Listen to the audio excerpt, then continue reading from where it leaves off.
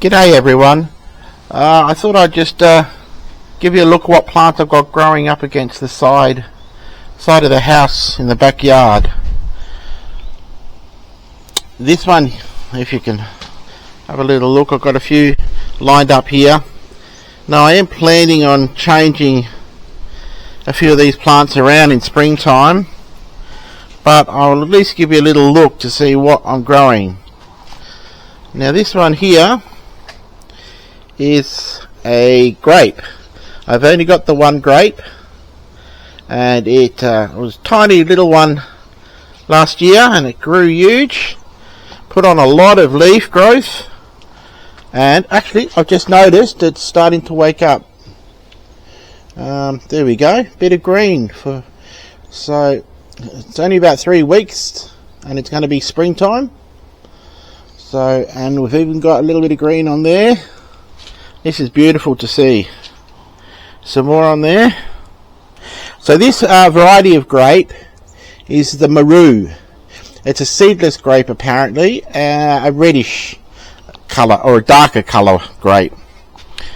So should get some fruit on that shortly. One of the reasons I wanted to make this video today is I was going to spray that. I haven't sprayed it yet, but I'm not sure if it's a bit late to spray now that I've just seen the new growth on it.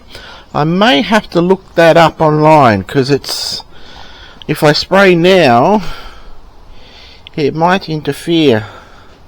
I'm gonna have to look that up online, I think. Now I had some carrots growing here from last year, but I read on YouTube or somewhere that it takes 2 years for it to go to seed. It doesn't happen in the first year, so I left them there hoping that we'll get some seeds on these ones. Now these are a variety, they're a purple carrot. I'm not sure. Oh, here we go. Purple, black nebula, purple my foot. Okay, so hopefully we're going to get some, this is going to go to flower, and we'll get some more seeds. Thousands of seeds. I've never done that before. Never, harvested seed? Is that what you call it? One of my favourite carrots though is this one here. Manchester Table. That is the best carrot I've ever tasted, I think. So a lot of seed companies don't stock that one. Just the big ones like Yates and so forth. Very nice carrot, that one.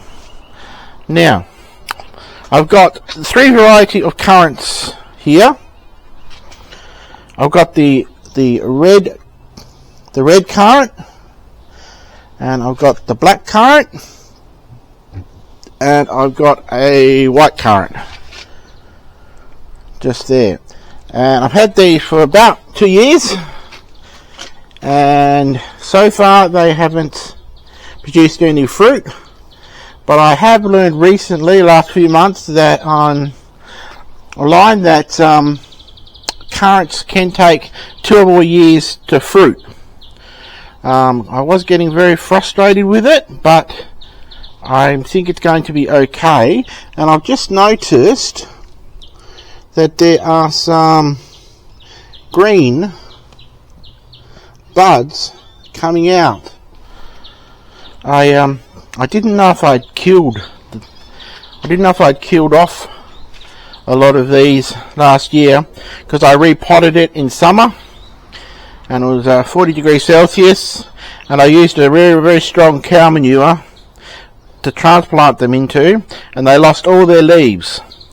But it looks like they're going to be okay. This one hasn't got any new green on it, just the green from last year. This one here, the black currant, we've got a lot of budding, but no green yet. This other one is a cousin to the currant, apparently. It's the gooseberry captivator. I believe that's the thornless one. Yeah, it is thornless. There's no thorns on it. It's still got leaves from last year. It can't have been cold enough for the leaves to drop on this one. Oh, there are. We do have some green growth down the bottom there. So this one is on its way to leafing and hopefully fruiting this year. And I also got another cousin to these ones, which is the yostaberry. I've never tasted a gooseberry or a yostaberry. And I can't see, yeah, there is a little bit of green on one of the buds here, but I don't see anything more. So these did get sunburn. All the leaves got sunburnt last year, so I was thinking I needed to put shade cloth on them, but at the moment I'm thinking maybe if I put them under the lemon tree there, maybe they'll get a bit of filtered shade, and that might be enough. Up against the water tanks. There's only 3 currants, gooseberry and yostaberry that I'd put there. Now, something else I purchased recently is a berry called a Juneberry or a Saskatoon. It goes by a few different names. This one I wonder if I've also lost. There's no green growth on it yet, but it lost all its leaf when I transplanted it last year. And again, I transplanted it in heavy cow manure.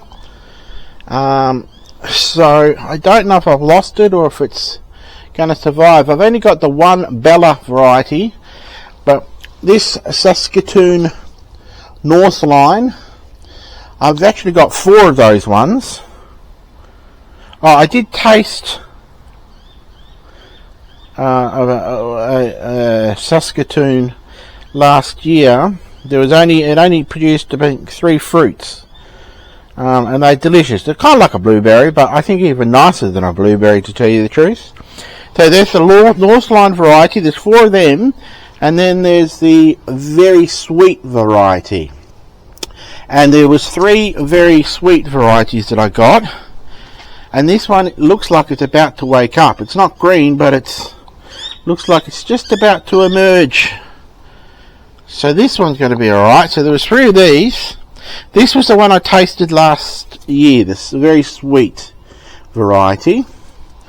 That is a pot that I did have them in, Northline, but then I put them into a bigger square tub, and I've still got another one down the bottom there that I have to repot. I've got that one there I have to repot, and then there's 2 others here that I have to repot.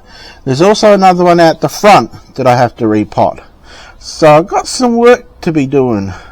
I also have got some dwarf mulberry red Chatoot and the white mulberry Chatoot, and these are coming alive, waking up for spring. If you can see some of the tips there. Again, those 2 need to be put in bigger pots, particularly the white one at the front here. That grows huge, so I'll probably need at least a 75 litre pot to put that one in. So there's a bit of work to be done, a bit of repotting. So that's what I got lined up along here. Now, I don't know if I've shown you this one. This is just a whole bunch of leeks in the veggie pod, just a small veggie pod. I also went to the greengrocer to get some garlic, just at the local Indian greengrocer, and I popped in a couple of garlic cloves, and 3, and one of them's there, it's taken off. I also planted 2 onions in the middle there. They were heirloom onions, so they'll grow. I think we're actually growing a weed here. I think it's not a leek. It don't look like a leek to me. I believe this one here is a pansy too, a mini Bambini pansy growing. So that's that one there. We've also got down here, we've got another garlic clove there and another garlic clove there, and it was a lot cheaper getting it at the Indian shop than it was ordering ordering them online. They're just way too pricey when you order them online by packets or whatever on online seed companies. I don't know why they charge such an expensive price. So these leeks are the these ones are the Inverno ones, which seem to be the most vigorous. So that'll be nice to harvest some of them.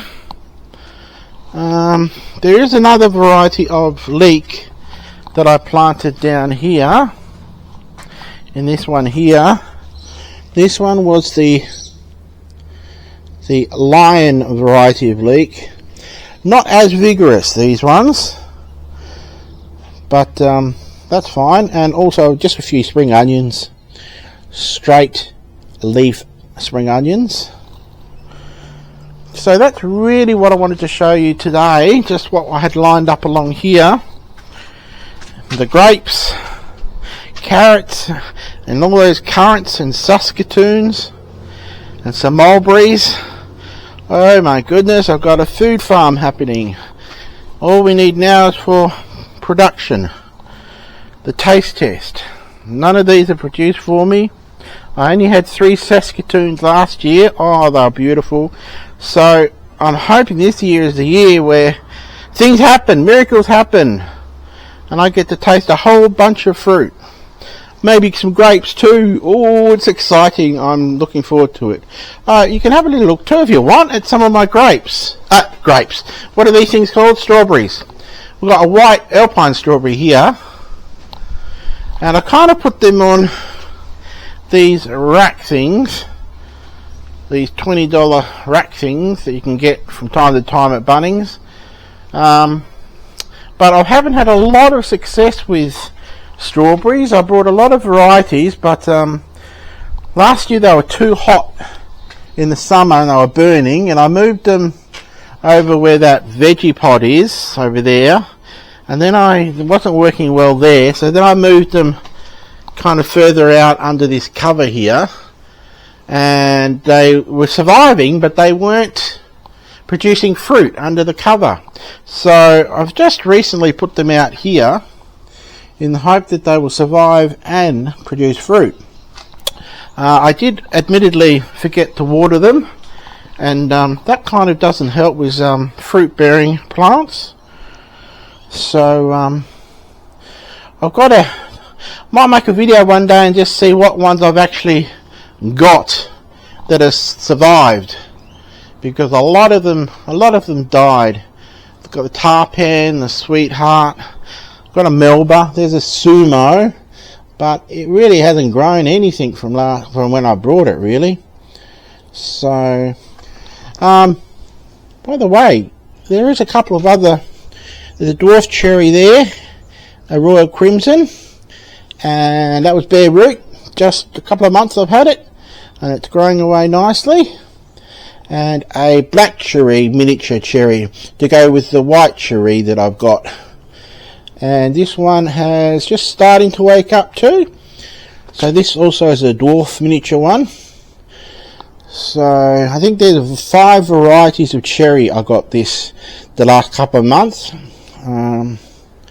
So we'll see how they go. Probably no fruit this year, I imagine, but next year we'll taste a few cherries.